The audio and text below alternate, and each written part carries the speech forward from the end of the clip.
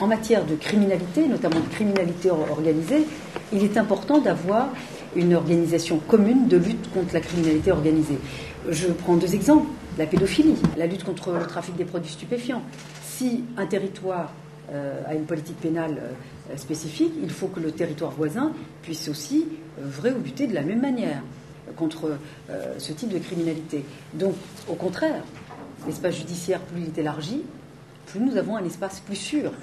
Plus vous êtes restreint, moins évidemment il est sûr, parce qu'un pays a toujours une frontière à un moment donné. Et plus vous êtes nombreux, plus vous êtes plus forts pour avoir une justice respectée, exécutée. On l'a encore vu dans un cadre plus international. L'intérêt de l'Europe d'avoir, de pouvoir exécuter même des outils internationaux. Donc, d'avoir un espace à 27, au contraire, ça permet de protéger plus largement nos concitoyens. Tout ce qui était aujourd'hui coopération pénale, notamment, était à la règle de l'unanimité. Si Lisbonne est ratifiée, nous passerons à la majorité qualifiée et le Parlement sera co-législateur, ce qui, évidemment, nous donnera beaucoup plus d'efficacité. Pour les matières civiles, évidemment, ça restera à l'unanimité. Le droit de la famille. Mais pour le droit de la famille, ça se conçoit, c'est ce que je disais tout à l'heure, le droit de la famille, c'est une identité, ce sont des valeurs, c'est une institution.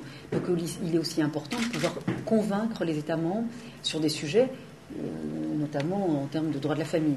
Mais notamment sur le pénal, il est important qu'on puisse avoir cette majorité qualifiée pour avoir un espace judiciaire européen plus efficace. Je crois que c'est ce que disait tout à l'heure notre collègue Thomas. Vous êtes dans le juge idéal, dans le procureur idéal. On tend vers l'idéal. Avec Lulk, je crois qu'on aime aussi le monde idéal. Mais on est aussi extrêmement réaliste et pragmatique. C'est que les magistrats se connaissent. Qu'il y ait que des magistrats, par exemple, si je prends sur la lutte contre la criminalité, notamment la lutte contre le terrorisme, sur les équipes communes d'enquête, il y en a 35 aujourd'hui en Europe, il y en a 11 entre l'Espagne et la France sur la lutte contre le terrorisme, la lutte contre le trafic des produits stupéfiants. Ça veut dire quoi les équipes communes d'enquête? C'est d'avoir une enquête, une procédure, un jugement. Avant, chaque pays menait son enquête de procédures différentes, avec de jugements différents, et parfois on ne retrouvait pas les personnes qu'on poursuivait. Là, c'est l'efficacité de la justice. Donc évidemment, les magistrats qui sont en charge de ce type de criminalité sont tout à fait spécialisés. Donc il s'agit au moins de former ceux qui sont en charge de ce type de matière. De la même manière, sur le civil, vous pouvez avoir un pôle civil un peu plus spécialisé sur le civil transfrontalier. Et dans ce cas-là, il est peut-être important de former ces magistrats aux organisations judiciaires des autres États membres. Donc nous n'avons pas la volonté de former tous les magistrats, tous les jours, tout le temps, à toutes les organisations judiciaires, mais au moins de commencer ceux qui travaillent sur ce type de matière.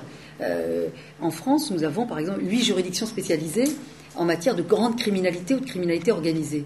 C'est peut-être important que ces juridictions, d'ailleurs, il y a une association de magistrats instructeurs qui est internationale, parce qu'ils ont vu tout à fait l'intérêt de se connaître, de travailler ensemble pour mieux traiter les procédures et mieux exécuter les décisions. Et elle va bien au-delà d'ailleurs de l'Union européenne.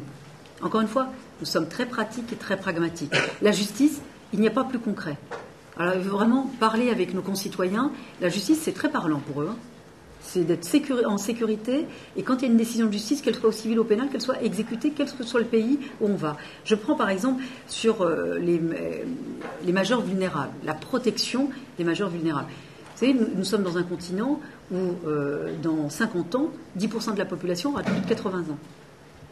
Il est important que nous puissions protéger ces personnes âgées, et quand il y a une mesure de protection, que ces personnes ne soient pas empêchées de pouvoir circuler, voyager ou s'installer librement dans un autre État membre sans avoir, pas le sentiment, la réalité qu'elles seront protégées de la même manière.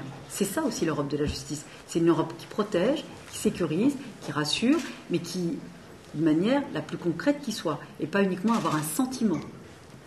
Bien sûr, moi j'y suis favorable. Ça va commencer la première ébauche va être septembre 2008. Ça sera la première pierre.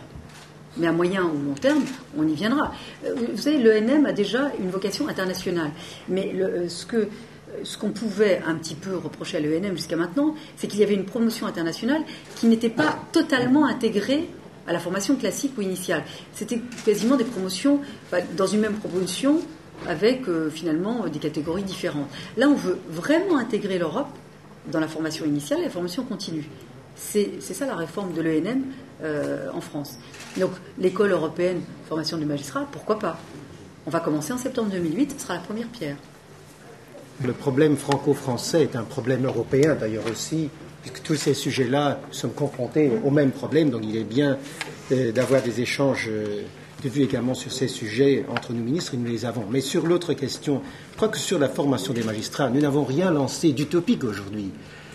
Les citoyens en Europe circulent librement, les délinquants circulent librement, les policiers et les juges sont les seuls en fait à s'arrêter aux frontières et à avoir des raisonnements purement nationaux. Donc ce que nous souhaitons, c'est que le droit européen, qui fait de plus en plus partie de notre vie quotidienne, soit bien enseigné aux magistrats, qu'ils aient une certaine connaissance des procédures dans les autres pays, puisqu'un certain nombre de pouvoirs qu'ont aujourd'hui les juges sont des pouvoirs transfrontaliers. Donc il faut bien qu'ils connaissent un peu les systèmes des autres pays. Donc les droits transfrontaliers doivent s'appliquer partout. Et donc il faut une certaine connaissance des mécanismes qui existent dans les autres pays. Donc ce n'est rien d'utopique, c'est simplement que ces juges pensent aussi européens, agissent de façon européenne, et pour cela il faut une certaine formation commune à côté d'un certain rapprochement des législations, un certain nombre de garanties procédurales qui existent dans tous les États de l'Union européenne. Donc c'est quelque chose qui va en parallèle avec beaucoup d'initiatives européennes que nous prenons, et donc je trouve vraiment que la garde des Sceaux française